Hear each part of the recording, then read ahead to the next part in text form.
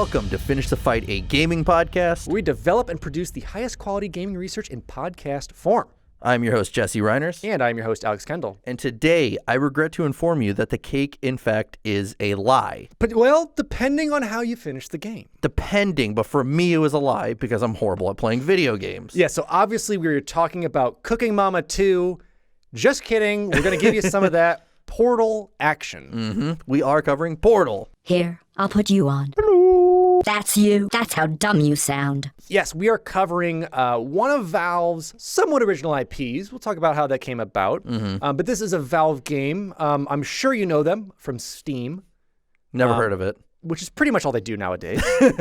But Portal is a very interesting puzzle game that challenges you in different ways to somewhat not break the game, but break out of the thinking that you originally have for puzzle games. You know, the biggest thing is how do you tackle this with an out-of-the-box method, essentially? Because there's a lot of levels in this where there's no one specific way to get from point A to point B. No. Like, it's just like there's hundreds, if not thousands of ways to do this. You just have to figure out, how do you want to do it? Do you want to use momentum to go through or just fall through a few holes and you're good to go? Yes, because from the look of every puzzle, it's pretty easy. Just get right there. Pretty simple. But sometimes you have acid around you, you have drops, you have you have enemies, potentially kind of enemies, you have turrets, you have things that are... The robots. Yeah, they're impeding your way and impeding you from getting there. So we're going to talk about really how this game came to be. I think some of you may know the backstory, but it wasn't technically Valve who originally came up with this idea. Well, that's insert any Valve game. That's kind of the explanation. You're very right. But it's actually a group of students who, took a senior project. They took their volcano, their paper-mache volcano, showed it to Gabe, and he went, I love it. You're hired. You're hired. Yeah, but let's dive into the game itself. So Portal is a first-person action puzzle game released by Valve Studios. In Portal, you play as Shell, a test subject at Aperture Labs, tasked with completing a set of challenges. Portal takes traversal to the next level with a creative spin on your journey from point A to B. Using a portal gun, each level you encounter will come with its new set of challenges, but the goal is overall the same. Get from one side of the map to the other. You're not alone on this journey. With all her wit and dry humor, the AI Glados, or Genetic Life Form and Disk Operating System, will guide you along your journey. You realize rather quickly, though, that Glados isn't your friend with ulterior motives. Once the player beats the game, then the challenge and advanced modes are unlocked. In the challenge mode, the player can tackle levels out of order and complete challenges like using the least amount of portals or taking the least amount of steps to complete this level. So it adds that whole new level of difficulty plus replayability. From there, they can earn bronze, silver, or gold rankings. In advanced mode, levels are changed up, adding or taking away key elements that have helped the player complete the level in the original campaign. So there may be a wall that's now gone that you can't put a portal on. Yeah. Or there may be, like I said, acid or drops, or just a full change of the level to turn up the difficulty and, again, bring the replayability back in the game without adding too much more. Yes. The game was released in the Orange Box, which was a collaboration between EA and Valve. It contained Portal, Half-Life 2, Half-Life 2 Episodes 1 and Episode 2, and Team Fortress 2. So all the numbers. The Orange Box came about because Valve had never completed more than one project at a time. So when they had multiple projects going on, they decided to release everything in just one bundle to actually save on shipping. I love that, just that explanation there. It's like, this kind of makes sense. It's cheaper. Let's do that. Valve is a company that never should have been, but was somehow. Absolutely. It's Gabe Newell and company just randomly tripping over a stick, falling onto a pile of gold. Essentially, yeah. And again, kids, we had these things called discs at one point, where you actually had to physically put it into a disk tray and not just download it from your gigabit internet. All teams working on their respective games could help the other teams who were working. So if you were on Half-Life, if you were on Portal, you can kind of jump and help with certain areas who might have been struggling to get to ship the game on time. Yeah. As this entire project was built as one release. So a very unique situation in the Valve Game Studios that was allowing multiple teams to jump around to ship multiple products. Yeah, because it essentially was one giant release, so you had kind of that freedom. Because again, they had never done this before. They did a game here and there, and that's it. Now all of a sudden, you're getting essentially 5 games. You're getting 5 games that are staples. Yes, absolutely. Which we're going to talk about Valve here in a second. Again, Valve is a company that should not be. Well, I mean, you saying that they kind of stumbled on some gold is kind of how Valve got started in the first place, actually. Yes, Gabe Newell is Smaug, and he is on everyone else's gold. Well, Valve started as a dream from 2 Microsoft employees, Mike Harrington and Gabe Newell. Newell was a Harvard dropout who was simply spending too much time hanging out with his brother who worked at Microsoft.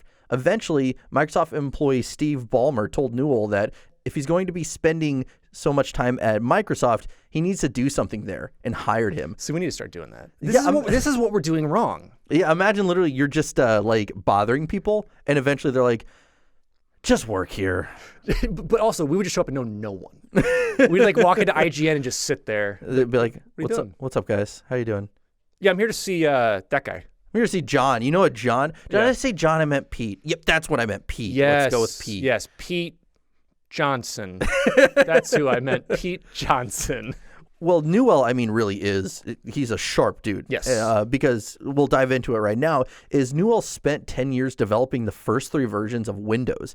Before he left Microsoft, Newell contacted id Software, famous for Doom, and told them that he wanted to make a port for the Windows 95 version of the game for free and would give them the source code as well. John Carmack and John Romero, the co-creators of Doom, told Gabe, quote, "You'd probably have more fun working on video games than Windows." So kind of this, offhand comment they made that kind of sparked something. It really did. I mean, you can hearken a lot of people's careers back to id Software and who worked there, and even just talking with John Romero, who kind of pushed it.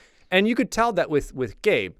Again, whenever you say Harvard dropout, it sounds like, oh, they couldn't make it. They made it into Harvard. Yeah. These are obviously smart people who are not set to exceed academically, but exceed in their field outside of that. Absolutely. During this time, Microsoft employees could receive stock in the company. In 1996, Newell and Harrington would sell their stock for upwards of millions of dollars. I think they said that Microsoft made hundreds or thousands of millionaires. Yes. Because, I mean, it was even down to like the janitors all own stocks because smaller company, that's one way to kind of get people to come on when you can not pay them as much. Yeah, and you're actually investing in the company. And around this time, too, was when you felt a part of the company if you owned it. It's employee owned. A lot of breweries do that. It's employee owned, everything. Like Interesting. We're going to do that. And so that's what drives it. And like you said, you can save on money. You're like, I can't pay you that raise, but I can give you some stock that's worth these tickets. And then they literally created so many millionaires. Probably had a good drop off of people who were like, I'm done. Yeah. Because by default, the two never had to work a day in their lives again, but they wanted to create video games. From there, the two would start Valve. Both got the inspiration to start Valve from a former Microsoft employee, Michael Abrash, who had left Microsoft to work for id. The pair went to visit Abrash at id to learn everything they could from the studio, so they had some idea of how to build a game.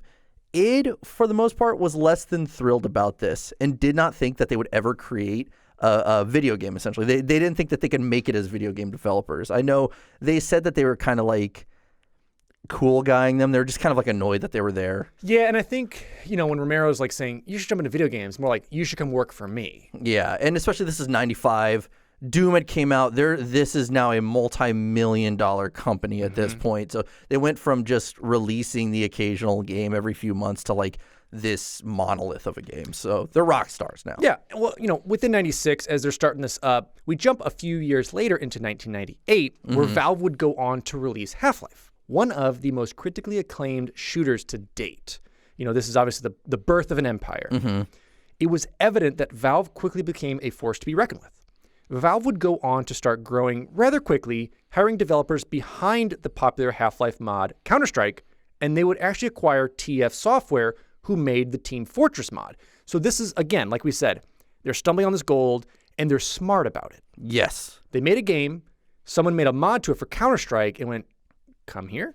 And someone made the TF mod, the Titanfall mod, obviously. And they said, come here? Yeah. So, yeah, and again, even if you haven't played these games, these are household names. You've heard of Team Fortress. You've heard of Counter-Strike. And they were smart to acquire the teams and bring them on immediately. Yes. In 2000, a couple years later, co-founder Mike Harrington did not want to risk another project after Half-Life, so he left the company to spend more time with his wife. And I think, we didn't really touch on those years, but it was a lot for them to really get that game going. Yes. You'll hear about it eventually, but yeah, there was definitely a lot of times where it's like, this may not work, Valve may not ever happen. Mm-hmm. In 2003, Valve moved to Bellevue, Washington, and became Valve Corporation. In the same year, Valve would unveil Steam to the world, a digital store for video games. It started out as an easy way to send out updates to Valve games, which were the only games on the site at the time. Which I didn't know that originally. I thought Valve was supposed to be a video game library, but it was more so for just their games. Yes, it was an easy way to buy the games online and have those updates pushed instead of having to sound out clunky updates, go to the site, find the patch notes, download it, add it to your game. It made it easier for everybody. Steam would grow in no time, allowing third-party devs to sell their games on that same website. In 2004, Valve would release Half-Life 2, another absolute home run, banger, smasher, knocking out of the parker for the studio, and then releasing Half-Life 2 Episode 1. With fans eagerly awaiting Episode 2, Valve had their eyes set on a unique way to release that next chapter. Yeah. Around 2007, Valve was still staying true as a studio that listened to their fan base. Again, tripping over these sticks, and then the fans go, hey, buy that stick. And it turns to gold. And they're just like, okay. Every year, the studio is receiving thousands upon thousands of emails. And the Valve team read through every single one of them and even replied to a good chunk of it. Dude, it's crazy. Even like today, like Gabe will just talk about it. Like, I think you could still like find his email that he's given out so much. Because even around the time of all these games, when he does an interview, he's like I've listened to like a radio show he was on once, and someone literally called in and was like, what's wrong with this TF mod or something? He goes, email me at gabenewell@valve.com and I'll read over, or send this email to this guy. He'll read it over. Like, even when they were still like a successful company, very much so like, send me an email. I'll let you know.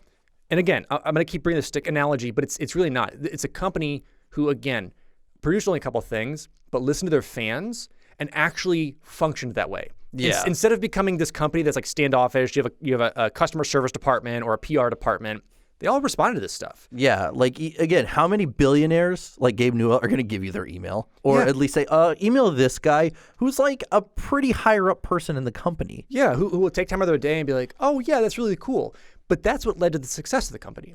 That's what led to these mod makers creating this stuff because they had passion for the product and they created a beautiful physics engine. Absolutely.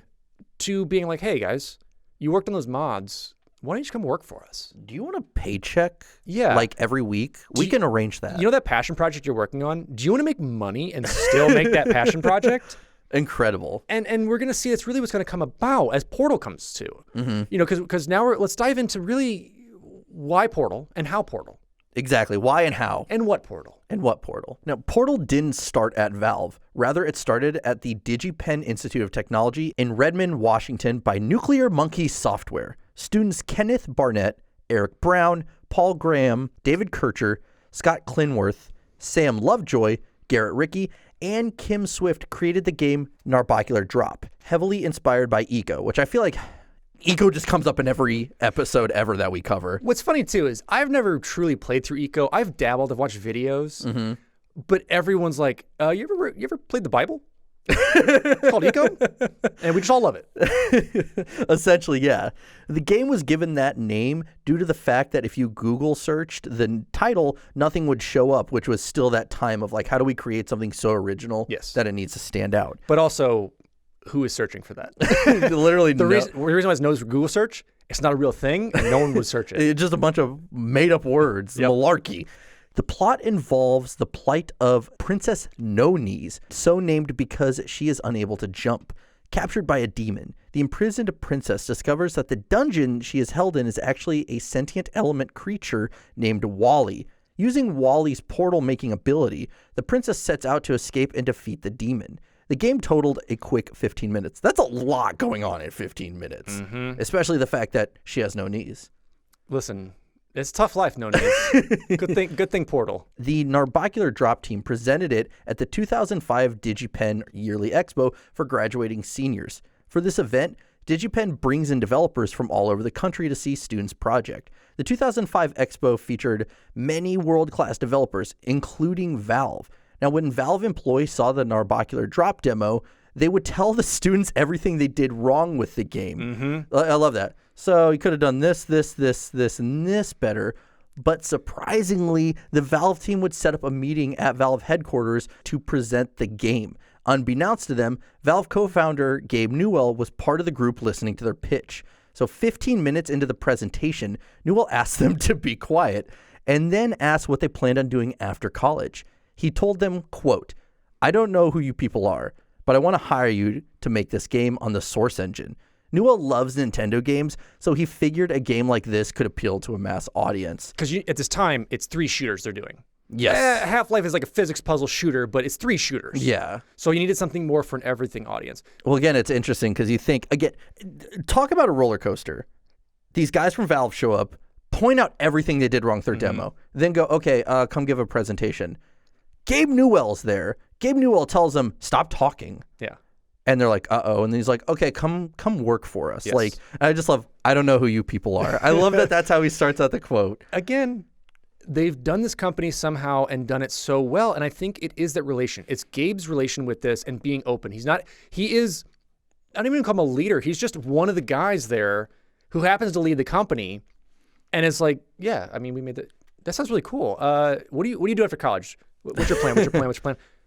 Just want to come work for us? Yeah, he's this weird sentient being that, like, I'm not sure he's real at this point. I'm not ruling out the idea that Gabe Newell is a real person. I mean, pretty much everyone worships a god because this is what they create. And he listens to the community. Again, the success of Valve, well, is Steam. But 2, it's truly listening to that community and listening to the people who are passionate about their project. And I think it's really what it was. Is in that presentation, you hear a cool concept, you hear the passion, and you go, yes. Yeah, that's really it. That's all they need to hear to start on it. But the students were rather shocked. And after the meeting, they spent 20 minutes in the parking lot trying to process what just happened. Because, again, you don't really think, like, it's scary to try to get a job in your own field. And now you've gotten, one of the best jobs you could probably ever get. It goes from like, all right, here's our really cool, like, senior project. We're proud of it. Sucks. Anyway, you want to come to Washington, like, come to Valve and talk to us? Amazing. Sure, sounds good. Oh, yeah, Gabe's there. Anyway, yeah, we'll hire you. It goes from this, it's like, again, super weird roller coaster that works out. And not only this, Newell and Steam did hire a lot of DigiPen grads. So this wasn't the first, and it won't be the last, but it's one that actually they hired them for their project and not just because of their skill trades. Yes. Now, it did take a bit to try and figure out how they were going to take Narbacular Drop and make it into something that they could do. Yes. So the Narbacular Drop team was then paired with other Valve developers and newly hired Psychonauts writer Eric Wolpaw. The overall core team for what would become Portal was less than a dozen people. With such a small team, they didn't have the time to create new assets, so they mainly used ones from Half-Life 2, a la every single other Valve game. Eventually, the design of the game would be a more cleaned up environment. They took out a lot of the objects that they put there that weren't important to the missions because it was rather distracting to the players trying to get through this puzzle element. Without an abundance of time, though, this also meant that no human characters would make their way into the game. From there, the game would be created as a standalone expansion to the Half-Life universe, but not a Half-Life game itself. And we see that through almost all of the Valve games that'll come out, especially Portal and the Half-Lives, is they are loosely linked. Yeah, they're in the same world, but like, when the Combine's coming in, that's when people in Aperture like kind of hit in there. There's like a whole other, you could go down this rabbit hole of like all that lore and whatnot. But it's super interesting how they did do it. Yeah, and at the beginning of development, the Portal team sat in a room and asked themselves, what school of philosophy would the game be based on? After 15 minutes of silence, someone mentioned, I don't know, but everyone loves cake. And cake is what the game is going to be centered around. But the team just didn't know exactly how to do that yet. Yeah, imagine that. So what's the story of this game? Cake. Is it going to be like the allegory of the cave? Are we talking about Play-Doh, Socrates? What about a nice yellow? Or a nice double fudge? Everyone loves that. Everyone loves it. Valve also wanted the game to center around the Portal technology itself and have nods to the Half-Life universe, which did make the story pretty difficult to write. Humor crept its way into the game simply because that's what Wolpaw was comfortable writing. Obviously, with Psychonauts being a nice, fun puzzle game, an action-ish game, but so much humor and dry, witty humor thrown out. Cannot wait for the second one. Before the team started truly working on the game, they broke down Narbacular Drop into a 2D game, just to make sure that the mechanic at its core was fun. Which I think is genius. Like, let's take a step backwards just to make sure this might be fun before we actually go through with it. Yeah, you're basically building this, you're kind of doing your blueprints. You want to build a house, you got to have some blueprints first to test it, make sure this would work on, a 2D space, and then actually put the assets behind it. Absolutely. The story needed to be simple. That way, the narrative story and the gameplay would never contradict one another.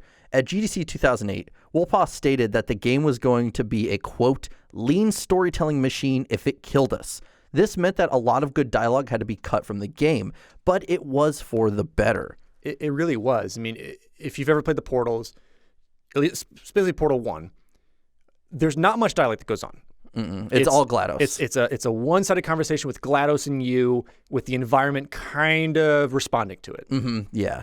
The first real daunting task the team would have to face was porting the game over to the Source engine. You know, that engine that has been created for day one for Half-Life and all those other games. With the help of some Valve developers, they were able to do it, but not without an almost total redesign of the game itself. Getting the portals to work in the game was probably the biggest challenge above all else. The first portals made for the game were actually photos of Christopher Reeves when he played Superman. So they would just shoot it and you couldn't see through the other side. It was just his face. Yeah. For some reason, I love it's like this really pixelated version of it. Amazing. Even though that they went through several changes from the original portals in Narbacular Drop, they kept the same color scheme of orange and blue portals because the portals in there were what? They were almost like a gargoyle face, and one pair of eyes were orange and the other were blue. So they kind of kept that theme going with it. Yeah, and having those complements of orange and blue to go together, it's harkening back to, I think they really chose it because of my grade school colors. That's what they were, and then they became orange and brown, which is just an even better pair, in my opinion, of really, really putting students' spirits up of being just the poop-colored school. Valve also had to alter some real-life physics in order to make the game more fun. So, for instance, if you put two portals next to each other on the ground and you pour paint in them, it's going to be this constant stream of going up and down. But I remember watching an interview with one of the developers, and they said in reality, it would slow down and it would finally sit on the floor. It's hard to explain without a visual, but they changed like physics that way. It'd be fun. Like when you jump through a portal and you instantly like turn the other way so your feet are always on the ground. They talked about like that's never actually going to happen, but we had to change some things to make it more fun. Well, yeah, you make somewhat of a reality of working within gravity and working with acceleration of velocity, but you also have to make it interesting and fun to be goofy with it. Yeah, because if they stuck to trying to replicate real life physics, this game wouldn't be as fun. Again, you're shooting portals. Well, realistic portals, mind you. Excuse me, you are ripping the fabric of time and space with realistic portals. But Portal playtests were done by friends and families of the teams working on Portal, along with random customers at a GameStop that the team would recruit from. Even Valve's co-founder Gabe Newell's children playtested the game and said, "Yes, Dad, we love you." Playtests, according to Swift, were the most important thing that the studio did for Portal. Now, Swift, remember, she was one of the students who's done it, and now she has come on as a game dev, fully working with Portal team. Yes. They were doing it within the first week of development. So that playtest, as soon as you started getting that devs going, start testing out, see if it works. Yes. Through playtests, the game would go through countless changes with not only gameplay, but the story itself, so it was a better game to play. After every playtest, the players were asked to describe what the story was about. If they could immediately do so, the story needed to be changed. They also cleaned up the art direction to give them a more need-to-know basis on the environment. With this, the studio knew that they needed to be ready to cut anything. so you shouldn't get attached to much. Yeah, and I mean, it was whenever they first started, we talk about the environment, it was supposed to be more of a damaged and distorted environment from Half-Life, but they realized it's too distracting because at the core, this game is supposed to be very simple and straightforward. Yes. So they're like, we need to clean things up. We need to take out objects that have nothing to do with your puzzle or anything like that. Yes, and it worked out. And it made it into its own game instead of being a weird Half-Life ripoff or secondary or an episode 3, if you want to call it that. It became its own thing. And I think it was necessary, and it's smart that they did it, where after every playtest was a story. Portals? Yeah. And it's like, all right, scrap it. Well, essentially, Glados became the story. Yes. Because Glados was not originally in the game.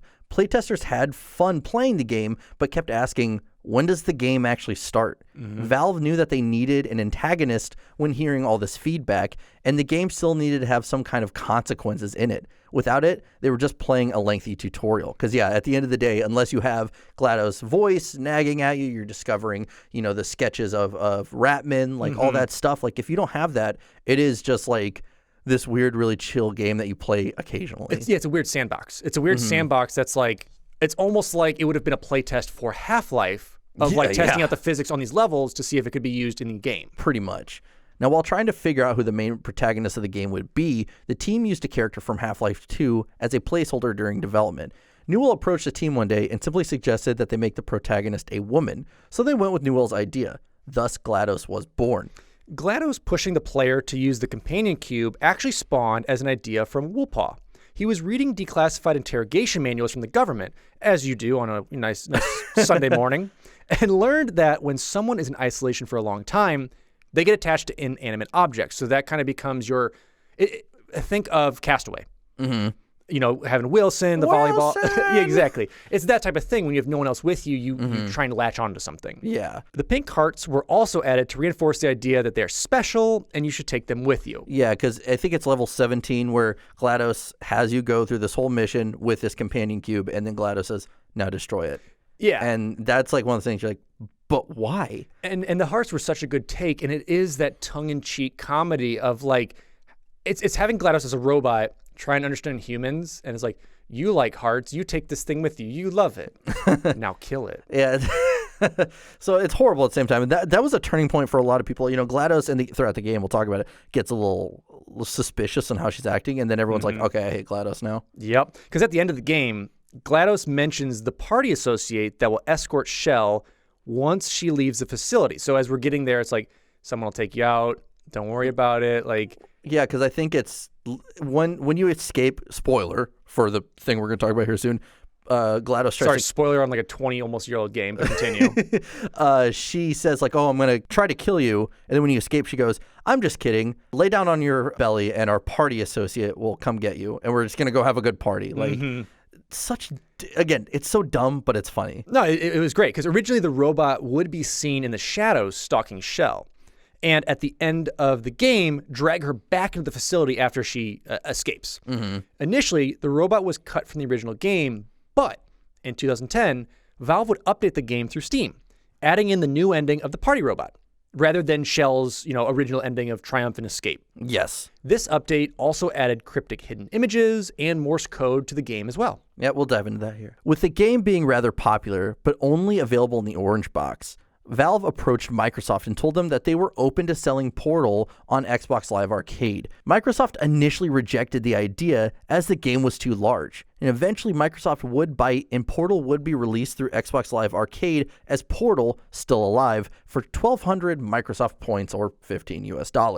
The game would be a whopping 629 megabytes, making it the largest Xbox Live Arcade game at the time. And this version would contain maps made by fans for the 2D version of the game, Portal, the Flash version. And the bonus levels would be available for PC users for free. And you can still pick that up today. I don't know about on the Xbox Live Arcade, but man, if you're playing on Steam and you have a Steam sale, they're like, do you want Portal for like 7 cents? Come pick it up. Like, how about 2 cents? Just take it. I usually use on my Steam library. If they don't have it, I just gift it. Yeah. And I'm like, here's 8 cents. Play this game. Yeah, but I mean, it's like the development for this game was super interesting because it was a Valve story of, oh, that's cool. Come work for us. And seeing how much it drastically changed, because Narbacular Drop, it was you were a princess in a castle, essentially. And then how they changed that, I love the genius idea that they're like, let's make it a Half-Life game. It's in the same universe. That way we can just bring over all of these assets and make life easier. And use it perfectly. The other thing, too, if you haven't checked it out, you can still play Narbacular Drop. It is available for free on download. So just search it. It was a free game that was added to Windows. Interesting. That they still have like the original game. You can jump in and play, and there's a speed run category for it. So check it out. Check out where Portal Origins came from, because the full game is still out there. And enough of me trying to market it. Let's talk about how they tried to market their Portal game. Which was interesting how it was marketed. It was, because it wasn't. Yeah, exactly. Because though Portal was added to the Orange Box as a bonus game, it was a blessing in disguise for the Portal team. Marketing the game would have been a challenge itself, because, again, you did have Xbox Live Arcade. So there were indie games, but you're talking about Geometry Wars and Castle Crashers. And this wasn't like that era of those indie games gaining traction. Exactly. And there wasn't those high-end puzzles yet. It was more so like top-down, move. All right, cool, you did the puzzle thing. Hit a few switches without getting stabbed. Yes, so this really changed up. And there wasn't really that market. So as release started to come about, it was guaranteed to sell, and as it was packaged with Half-Life 2 and Team Fortress 2, which were two huge titles that people were waiting for. The game did stand out on its own, though, and was even the cover feature for the January 2008 issue of the Game Developer magazine. Yeah, so again, it's like this could have just been like gone by the wayside, but it somehow still was its own entity next to these juggernauts. It really was, and again, it was a game no one expected. No one... I love how Valve does this. They make stuff no one wants, but then everyone wants it. Well, yeah, same with like Half-Life. It was a shooter with a story. Yes. Which no one asked for, but they got it. Even most recently with Half-Life Alyx. No one asked for I guess a lot of people did ask for Half-Life 3, but no one expected it, first of all, Valve to put anything out.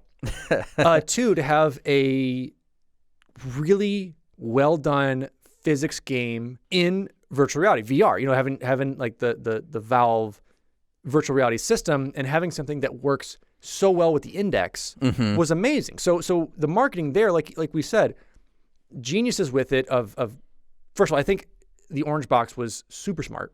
It was. And it made sense in a way to get Valve into more hands that weren't just PC players. Because I believe this was the first time we're getting it onto a console. Yeah, I believe so. Other first-time releases. Yes, yes. Because before, what they'll do is they'll release the game, and then it gets ported a few years later. Like Gearbox is porting everything that they were doing at one point. But yeah, so this is the first time that they're sending stuff directly to the console. And this is the first time that I've ever played any of it, because I bought the Orange Box for the Xbox 360 and dove into all those games, and that's where I got introduced to Half-Life, introduced to Team Fortress, introduced to Portal. I mean, this is one of the most action-packed little, almost like a demo disc that came out with like a bunch of these titles, but full games of amazingness. Yeah, 5 games of it. It's something I don't think is ever going to happen again. It's that perfect mix of video games that are all similar but different. Yes. And again, it's a perfect storm that I don't think is ever going to happen again. We'll never see that. No, I think Valve in and of itself is an anomaly that came out with IPs that weren't flashy.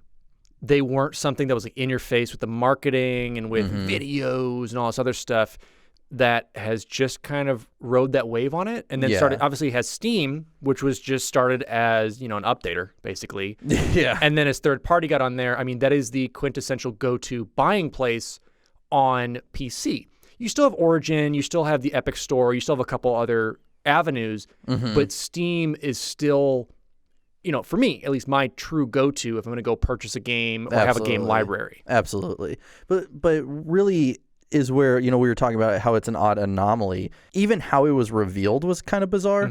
At the EA 2006 Summer Showcase, the Orange Box was first revealed to the world by none other than Gabe Newell himself, because they said it's just a bunch of games no one cared about essentially coming out. And then all of a sudden Gabe Newell comes out at the president EA. of this company who's doing it? Yeah, all of a sudden he comes out at an EA showcase and everyone's like, what are we going to get here? So the trailer would play promoting Half-Life 2 Episode 2, the revived Team Fortress, because I believe for a while everyone thought that project was dead, and the new IP Portal. And again, it was one of those things, not one of those particular things really like overshadowed the other. They were all three major projects. Everyone's like, yes. They were different enough, but tied together. Yes. And then finally, we have the update / like ARG that they put into the game. So in 2010, when the game was updated on Steam, a new achievement was included, Transmission Received. Fans would notice more radios were added to the game. Now, originally, when a radio was moved, it would just play music. Now, when the player moves them to a specific location, the light that was added to them would go from red to green, and random noises or beeps would play. Some messages were decoded using Morse code, and others turned out to be images. This would lead the player into an ARG rabbit hole, finding themselves on Glados backup files with images and memos teasing Portal 2. So I think it's a genius thing that you go to update your game, and that ends up being this marketing tactic. Because you would like go online, because I think in the video game there was a username and password, and you would go to this certain website and type that in and like search some things. Like they've made like this whole interactive website for it. Yeah, the augmented reality game or group on the ARG was really smart. Yes. You know, it's a tactic that Halo had used through a lot of their first marketing campaigns to get people online, out in the wild. Other games have done it as well, and it's a very, very smart way. And what's odd in terms of gaming for this is that Steam still updated the game years and years later and still is updating it and doing things with it. Well, didn't they update Half-Life, the original one, like 2017 or something, Yes. to just fix a few bugs? Like, and because it's such a community that's still alive, whether it's a speedrunning community, a casual community, it's still there. And without Steam, I don't think they would have any of that. But having Steam, it's still a poster child. That's why when Steam sales happen, they're like, hey, get all of our stuff for a couple bucks. exactly. You know, because we want you to play our things. We want you to be in the ecosystem to be in there. And it just makes sense. So I think without it, you might not have had something like this. But, man, the change was so welcome. And really, I think what stood out, as we've said, time and time again, that they had to keep going back to the drawing board was, what's the story? Yes. What's the campaign? How is it going to work? And really, the game starts with Shell waking up to find herself in the Aperture Science Laboratory, being instructed by the AI genetic lifeform and disk operating system, Glados. Shell must go through the laboratory with the Aperture Science handheld portal device, or the portal gun, in order to pass a series of tests. Because basically, Glados is saying, you know, we had other humans test this. We need to make sure the portal gun works. You know, you're a test subject. When you're done, you're done. Yep. And when she is done, she's promised cake as a reward, because all humans like cake. Throughout the game, Shell is guided by Glados to complete these tests. At first, she seems to be a helpful presence, you know, kind of aiding you in the puzzles, saying like, oh, this one's pretty easy. You did a great job. I'm very proud of you. To slowly, as you get further and further in, she's like, oh, you're doing too well. Yeah, starts making like jabs at her and whatnot, and even like making comments about those robots that you see in there, which funny enough, you know, those robots shoot you and they don't actually like kill you or hurt you. Because I guess I found this out recently, like in the lore, the bullets are spring loaded because they cram so much bullets in the robots. It's a really weak spring. So that's the lore as to why the bullets don't hurt, because they're just like, it's almost as if someone's throwing bullets at you. Oh, that's fantastic. And at first, as we said, seems pretty helpful, but gets more sinister the further you get, and stops showing that she cares about, you know, Shell's well-being whatsoever. And throughout the game, Shell finds rooms where someone was living and attempting to survive. Along with graffiti throughout the game, one notable piece states, "The cake is a lie." That's Doug Ratman. I think he was the previous guy right before Shell. Yes, and he's the one who made it the furthest and tried to leave these clues, because you also have like arrows. When you get further in the game and you go like behind the scenes of it, instead of your clean white lab, there'll be like arrows and little helpful things kind of helping you where to go. Yeah. And when Shell finally completes all the tests, Glados attempts to kill her in an incinerator. As Shell makes her escape, Glados admits that she killed everyone in the facility, and only Shell was left. Shell makes her way into the maintenance area where she finds Glados. And after destroying the AI's morality core, Glados can now go into full assault mode against Shell. Shell continues to destroy the personality cores, so Glados starts to like break down and freak out as you keep destroying these cores, and the area starts to fall apart, and everything is eventually transported to the surface. Yes. The game ends with Shell lying on the ground, seeing the facility destroyed around her. Yeah, so it's kind of like this happy ending, like she made it out. But in the updated version of the game, Shell is dragged back into the facility by a robot, referred to Glados as the party escort.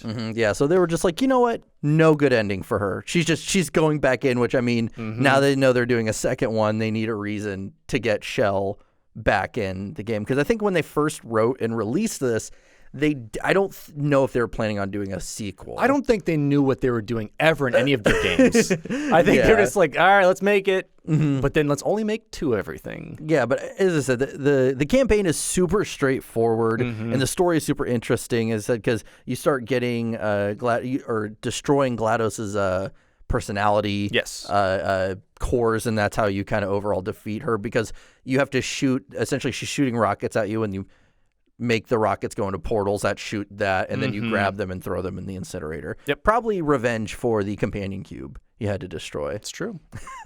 Yeah, so as I said, the campaign was pretty interesting, but there were some things that didn't make their way into the campaign. And let's start off with probably my favorite thing that was cut, because it was just hilarious, were emails.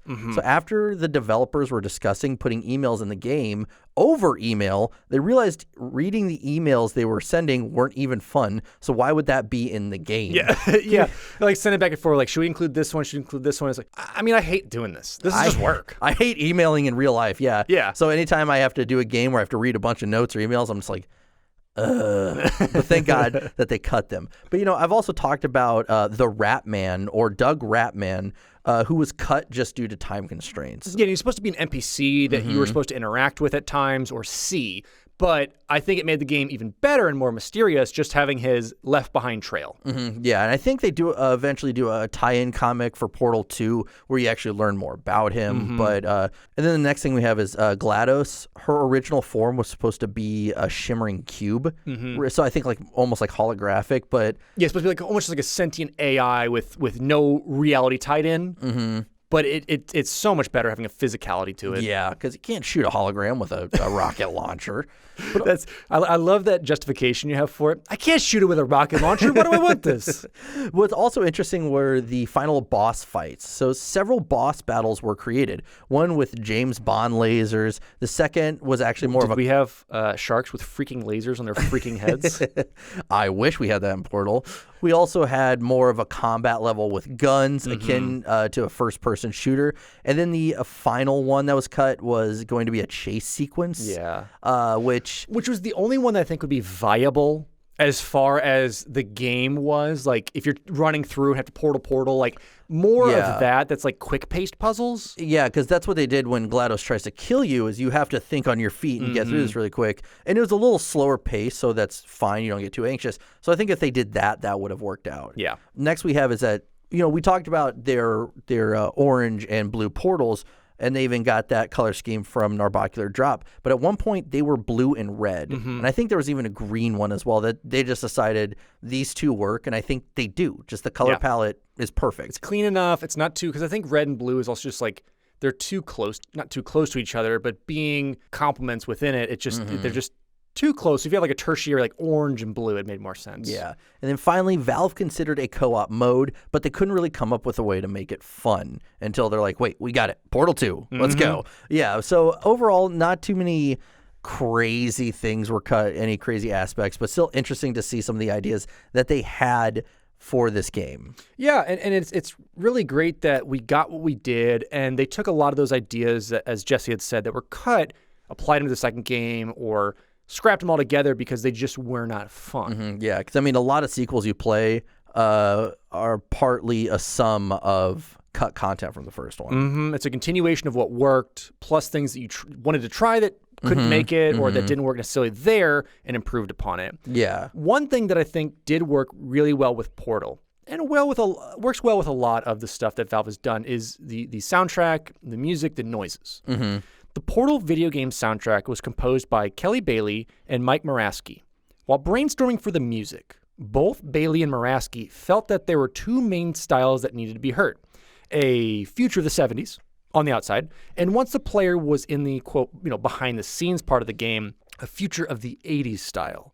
Essentially, the soundtrack needed to convey a modernized future of the past feeling. So Daft Punk is what they're going for. That's fine. Yeah, I'm fine with that. The palette chosen for the soundtrack was as much a metaphor for what was going on in the story as it was for giving the explorable environment a synthetic tech feel. Bailey and Moraski wanted the music to feel artificial and atmospheric, as if Aperture Science had created it itself. Which, that's what it feels like. It does. And it works perfectly with it, of that very clean-esque, white-walled, super clean, bubbly. It kind of sounds like someone's just sitting at a synthesizer and occasionally hitting a different key. Yeah. And like just letting the noise just pan out. Mm-hmm. And it works for what you're doing. It's a chill puzzle game at the start. Mm-hmm. Not much was recorded acoustically, instead relying heavily, as Jesse had said, upon pure electronic or sampled instruments such as the electric piano or patchable synthesizers. The organic music that was recorded was still heavily processed and mixed. Ellie McLean's voice is GLaDOS in the game, as well as the Mwah, Chef's Kiss song that plays during the credits. Mm-hmm. Stiff arpeggios, a rhythmic voice leading, unconventional rhythms, and the use of the whole tone scale are some of the musical techniques that were used. For the finale, the team thought it would be nice to have an ending that felt happy. At the time, Jonathan Coulton had just quit his day job to write music full-time, releasing a new song every Friday for a year when he started drawing a big fan base from Seattle. I wonder who did that first, Into It, Over It, or this guy? This guy? Jonathan Coulton. Coulton, I'm sorry. Jonathan Coulton is a saint and a beautiful man, and I know all the songs by heart. Okay, so don't insult Bye Bye Butterfree or Yes. Jonathan Coulton, because Yes. Alex will get very upset Jonathan with you. Coulton is also on NPR. He's on the game show that happens at 11 or noon on Saturday. It's the one with Ophelia Eisenberg, or however you say her name. But he's on there, and he's great, and he does musical wit, and it's hilarious. And anyway, background story and tangent on Jonathan Coulton real quick. His Friday music is perfect. And I think he came with like 3 albums of it. And I love the covers because it's just him in like random situations. Like one was him like bundled in a coat like by a mountain. and he has a lot of hits from that. And then they did a greatest hits album of it, which we'll talk about here, that he actually became pretty entwined with Valve for a little bit. Which is awesome. Which is so cool that like they were able to put this together. Yeah. After playing there several times and drawing large crowds in Seattle, he was approached by designer Kim Swift to write for the game after a performance. Having been a fan of Half-Life, Coulton did not think twice about saying yes. And it turns out having a game end with a song was writer Eric Wolpaw's dream. So it all kind of worked out. Mm-hmm. And if you guys don't recognize the song, it's the one This Is a Triumph kind of song. Yeah, about like Still Alive and Yes. everything. It's actually a very catchy song. It really is. And I love that it's still within GLaDOS' environment of like, I'm so proud of you right now. I know I tried to kill you, but you did it. The song would become a huge commercial success, being remixed for the album The Greatest Video Game Music 2, having its own vinyl disc release in 2017 for the 10th anniversary of the game, as well as being remixed for Coulton's album released in 2013. Do you own the vinyl? No, I don't. The song is additionally heard in Left 4 Dead 2, Counter-Strike Global Offensive, and in Rock Band as a playable song that can be downloaded. Side tangent with Mr. Coulton again. So in Left 4 Dead 2, this is where on, I forget what map it is, but you start off coming off a tugboat, and you can go into this little like corner bar, and there's a jukebox there, and you can play it. It's also where like Reply Your Brains plays, which is a zombie song that he made, which is about Bob from the office down the hall. It's good to see you, buddy. How you been? Where he's emailing his friend Tom about like, hey man, like it's all like office like pleasantries. Yeah. Hey, like I know that you're locked inside this mall right now. You're a great dude. It's all good. Anyway, I'm gonna eat your brains. it's pretty good. So he's been intertwined with that for a bit, and they've produced some stuff together, which is cool. Yeah. The Portal video game soundtrack was released on December 21st, 2007 as part of the Orange Box soundtrack, which also contained all the soundtracks from other Valve-created games, Half-Life 2, Episode 1 and Episode 2, and the Team Fortress 2 soundtrack. It featured 13 tracks for a total of 43 minutes and 49 seconds. Now, the Portal soundtrack would be the last soundtrack that Bailey composed for Valve, like a full soundtrack. I think he came in 2015 and did some Counter-Strike things, like additional tracks. But other than that, nothing is full release. This was what sent him off, and it's a great soundtrack. I agree, and we'll break down the release versions of this. We've talked about a lot of them, but you obviously had the orange box to start it off, the Xbox Live Arcade, the release to a Mac version of it through Steam. Yep. PlayStation 3, obviously the Steam release. Yep. And the NVIDIA Shield. Yeah, which I believe it's just the Android version. It's the Android version of it. Which I love. It's such a random thing for it to release on. The NVIDIA Shield's amazing. I've never touched it. So it's the same kind of company that makes graphics cards and a lot of other stuff, and it's a handheld port. It's really well done. It's kind of what every handheld kind of wants to be, and you can also stream a lot of stuff to the NVIDIA Shield from your computer. Interesting. But let's wrap it up. Let's talk about what did the public think of this? How did it work out? Yeah. And let's start with this quote from Gabe Newell himself. He said, quote, "I think Portal's ending is one of the strongest endings we've ever done." Valve really didn't know how well Portal was going to do. Sure, enough playtesters really liked the game, but there wasn't a huge market for first-person puzzle games to base it off of at the time, let alone ones that implemented comedy into the mix. Even though the game was only roughly 4 hours long, it was an instant hit with fans. One that no one really saw coming to begin with. In 2007, this was an era where AAA titles ruled. You had your shooters, your Call of Duties, your Halos, your Halo Battlefields. 3 came out. Didn't World at War come out as well? Like all these huge projects came out at this time. Yeah, and it's all dominating it. So to have Valve come in, especially into a console market, and try and break into some of this stuff was insane. But really, somehow Portal still stuck out. The orange box would go on to sell over 4 million copies worldwide.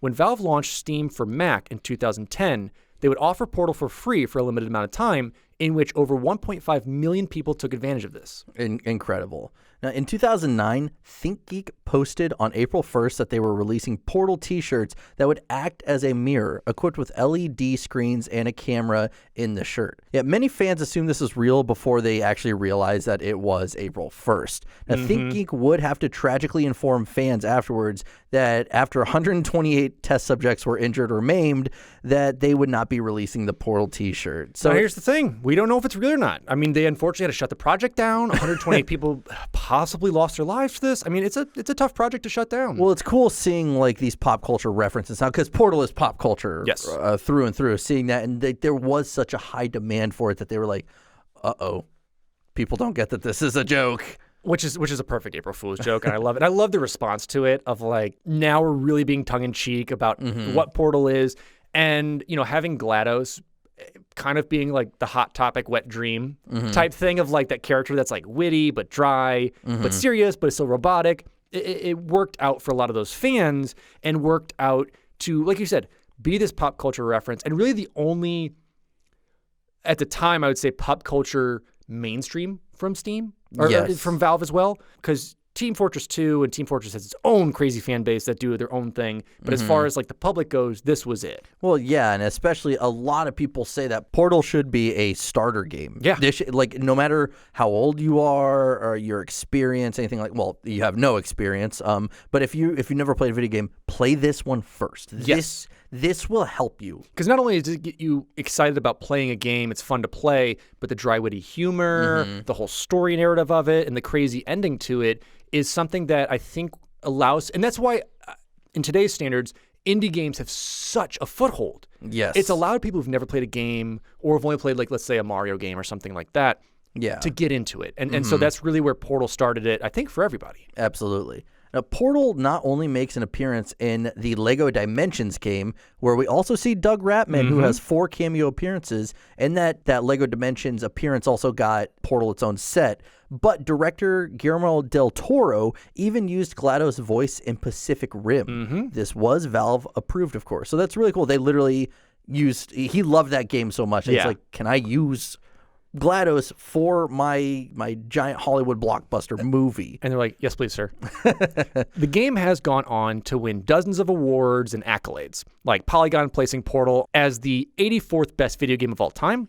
GameSpot gave it the 2007 Game of the Year, and IGN put it on their top 100 games of all time list. Portal even earns a 90 out of 100 on Metacritic, making it, like, I think it's like a top tier that Metacritic kind of says. Super fresh, as someone might say on Rotten Tomatoes. 90 to 99. There's only been a handful, if not one. It was Ocarina of Time. That's like top tier right there. And on March 16th, 2012 through September 30th, 2012, the game, along with 80 others, would be on display at the Smithsonian American Art Museum for the Art of Video Games exhibition.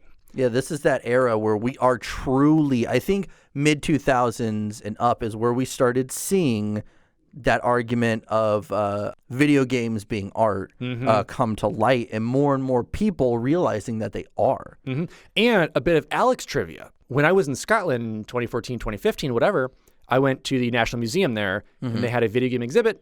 Portal was there. Amazing. But that makes sense, because it is like, it's awesome to see that kind of stuff, to see that these games are considered art, even though, 50 years prior, seeing Pong, no one would have been like, yeah, this is going to escalate into something that's going to be art. Yeah, that would have been a form that's not just a weird entertainment thing, or that, the stoner down the street just sits there and plays games. It's now, an actual art subject that comes about that can be discussed like music, can be discussed like film and cinema and things like that, that has so much more put into it, whether it's time-based or what people have to do with it, and it's really cool to see that. Yeah.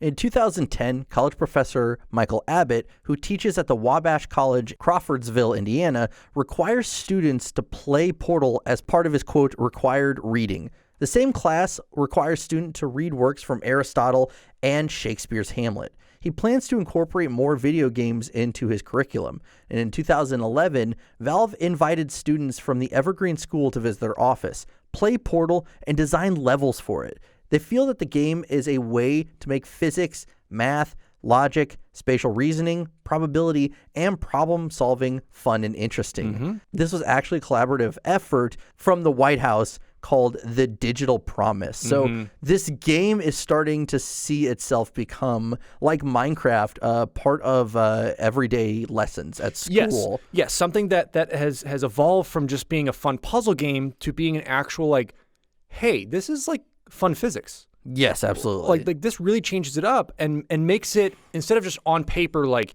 yeah, well, if you have this tangential line that goes through this arc, what is the trajectory of it? Is now you can just literally see it. And we see a lot of spawns out of that, like Polybridge, Portal 2, and a couple of those other ones that are those building games and building block games that deal with physics, deal with even those like car making games that are out now. Like seeing that really spawn from Portal. Absolutely. Now, one thing that the team on Portal was most proud of was the ending scene. When Shell is lying on the ground, a hula hoop, known as Hoopy the Hoop, falls down in front of her. Now, the team assumed that the internet would love this odd detail since they did. They never expected, quote, the cake is a lie to become a meme. In fact, Valve even considered making Hoopy the Hoop merch before the cake meme became popular. What if we steal that from our merch? Excuse me. What if we decide to have an idea that might be kind of like a hula hoop for our merch? Let's do it. And call it Hoppy the Hope. I think it's perfect. I've never heard of it before. I think everyone will love it. I just love that they didn't expect the cake is a lie to become so popular. They're like, this hula hoop that you see for 10 seconds. And you know what it probably was? Someone's been on a 13-hour binge doing this, and they put the hoop in, it just drops really weird, and they're just laughing their ass off in the corner. And they're like crazy. They became Doug Ratman, essentially. Yeah, and other people come over, and they're also sleep deprived. Like, look at that hula hoop. Let's print some T-shirts about this stuff. What's his name? Hoopy. And it's like, oh my God, we got him. So that's my assumption. I assume that's exactly what went on. Yeah. But after the success of Portal, Newell saw that innovation can spawn from freedom.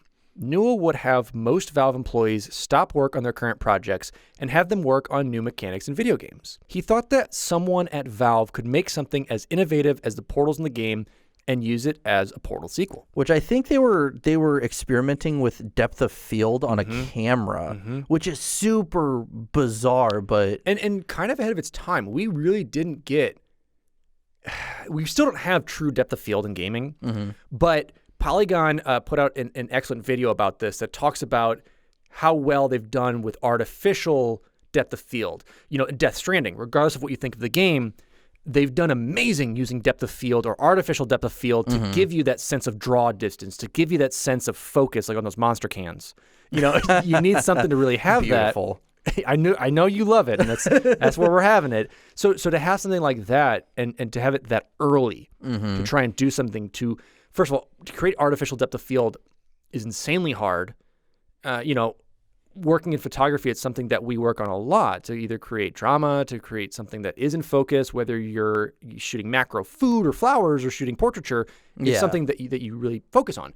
And to have that here where you can kind of create it and adjust with it. And like you said, if you zoom in, it changes, and some games have that as well. It's cool that they started this early experimenting with it. Yes, yes. And as of 2013, Valve and J.J. Abrams have stated that they are working together to create a Half-Life and a Portal film. The movies are supposedly in early development, with plans on making games together with them as well. But as of 2016, Abrams has stated that fans can expect to hear some news soon about the movies coming out. Well, the only thing that happened is that Michael Booth, he's joined J.J. Abrams' team, which is now Bad Robots Games. Yes. But really, yeah, it's one of those things, so much red tape to get through, but it's more or less like, oh, we're going to make movies and video games here soon. It's kind of like what happened with Peter Jackson when he tried to do some stuff with Halo, ended up doing like the King Kong game, but not too much coming out of that. Well, no, and Gabe forgot to reveal that he only makes 2 games for each title. So when he's like Portal 2's, I was like, oh, you want to do a game? Sure, JJ, sounds good. Go figure that out yourself. Yeah. Portal went up against a lot of AAA titles in 2007 and managed to stand out. It created a genre that most had never dreamt of. Developed simply as a senior project by a group of 7 students, it spun into a cult classic adored by hardcore and casual gamers alike. Its success has shown the gaming community that what appears to be a simple game and concept can become rather successful when given the right exposure. The game is regarded as nothing short of art. It's a game that is for everyone, challenging the norm and went against the grain. It did what your high school science teacher couldn't. It taught us that physics could be fun as hell, as long as you have a portal gun, and fighting a deranged robot also helped. You're not wrong. You're not wrong there. If I had fought robots in school, I would be much cooler. I didn't do well in physics. Maybe if I had played this game. Again, as I said earlier, paper physics is hard to do. Seeing stuff in real life just makes it so much better. And I get all my lessons from video games now. I just know that, yeah, occasionally your science teacher can just like throw a ball and be like, look at that. But it's like, it's not as fun as like fighting robots. Come on, let's be honest. Precisely. But now this is the point, as always, where we discuss why we chose to cover this particular video game. As always, Alex, please start us off. Again, I think we've covered a lot of this info in the episode, but truly, it is a work of art from a studio that has done just insane magic, that has taken what, as I had joked about, like a papier-mâché volcano in your science fair and said, you did some stuff wrong, but let's make it a real-life project. And they did it. And it spawned a sequel. It spawned memories out there. It's spawned, even other games to take that idea. We have that Halo knockoff game, which I don't remember the name of it, that uses portals. That came out, I believe, 2019, 2020. That was like the appeal was it's Halo meets Portal. Yes, and it did kind of work for the game. I think the game is interesting. I don't want to play it, but I think from just watching gameplay footage, it's cool. But it's cool because Portal. Yes. And for Portal to spawn and really be the foothold, in my opinion, for main studios to produce what would be an indie title. Yeah. I think it added it in. I mean, we have to give nods over to Super Meat Boy, Braid, and games like that were basically the building blocks of indies. Valve was that major studio to push Portal and push into the arcade. Absolutely. Push it into the forefront and to really take chances and take criticism and what the fans actually want and take that risk. Because not a lot of studios, even in today's standards, do that. They don't take too many risks. What they're going to do instead is, let's say something like Halo or Gears of War. We're just going to keep pushing that. Whether or not you like it or hate it, like that's something that a lot of studios see. And we'll talk about this more, and we've already seen it, that some developers hate the idea of a sequel. Yes. They're all about new IPs, or new innovations within these IPs. And as you had said, it's not a lot of studios are taking too many risks here and there. It's more about, this is what we know. If we're going to take a risk on something, theoretically, it's not going to hurt our wallet too much. No, and they already had Steam in the works at this point. They already had a lot of other stuff going. And again, Newell didn't have to take the risk on those students. I think he's just a genius in his own right on seeing what he likes and saying, I think that could be marketable. I think we can do something with it. Well, especially he loves Nintendo games, and he's like, this could be our Nintendo game, essentially. And he wasn't like one of those big guys who's like, that's a good idea. How much do you want for it? $20? All right, see you later. He goes, I'm going to hire you guys. Build this on the Source engine, which is so cool to see that, because again, watch interviews with the guy. As much as you want to get upset because he's not releasing the third chapter in your favorite game, like he's kind of built this empire. And again, because of Gabe, we got Portal, and to me, Portal is so different. Not only because it's a first-person puzzle platforming game, which we didn't really have, but the clean aesthetic of it is what drew me in. Glados and her wit and her dry humor, as you've said, she becomes like such a likable and hateable character at the same time. And I love this idea of, we said the music that works along with the white aesthetic of it. Everything, as I said, for the most part, is super clean. Yes. You pull back the curtain a little bit and you see where Doug Ratman has created that allure, a mystery of being like, what's going on here? It's a super clean Truman Show. It's exactly what that is. It's you're in this reality that is supposed to be a science experiment, which is your reality, but it's not because there's a way out of it in this thing. And they've, like you said, the clean aesthetic worked. Yes. You've seen other puzzle games or other ones trying to have like, a temple environment. All right, now we're going to go to a space environment. This kept pretty much the same thing until you got into the maintenance tunnels and into Glados herself. Kept that clean aesthetic, changed some things around, made each area its own map style. Yes. And really made it fun. And as well as putting this in the Portal franchise or the universe as well was genius, even though we haven't really seen any carryover, like true carryover. Like Shell and Gordon Freeman aren't going to be like teaming up anytime soon. No, it's just kind of working in with Aperture Science and working between them and the Combine and what's going on kind of in both as these manipulators, as this kind of this overall all-seeing eye, kind of Skynet-y feel to it. Yeah. But yeah, I think it's fantastic. Let's move on to our ratings, because I know this is really why you guys tune in. You wait till the end of the episode to know their true ratings. Jesse, what would you give it? I'd give this one 8.5 out of 10. And that's only because I don't really like platformers or puzzle games, but this still sold me on it. If anything, I think that they what would have given that extra 0.5 or 1.5 to make it a 10 out of 10 is maybe add a little more levels or a little more complexity. But at the end of the day, 8.5 out of 10, I think that's a good rating for a great game. Yeah, I don't really understand your rating system, but mine is the true rating system that we tune in for. Okay. I would have to go with, if we had a tier list for cakes, probably like bottom of the list, I would just put your plain yellow cake. Not a yellow cake fan. That is the lowest of it. Moving up would probably just be a chocolate cake. I'm not a chocolate cake guy. From there, I honestly think if we had a different cake in the game, really white cake. It's I know it's a plain one, but when you add stuff to it, it's really just the base layer that you're going to add to either like a nice frosting topping, adding in some fruit, maybe some chocolate. You have your options, but really your top tier ones you're talking, your flavor packers, is really a cheesecake. Not really a cake in my opinion, but it can definitely get it there.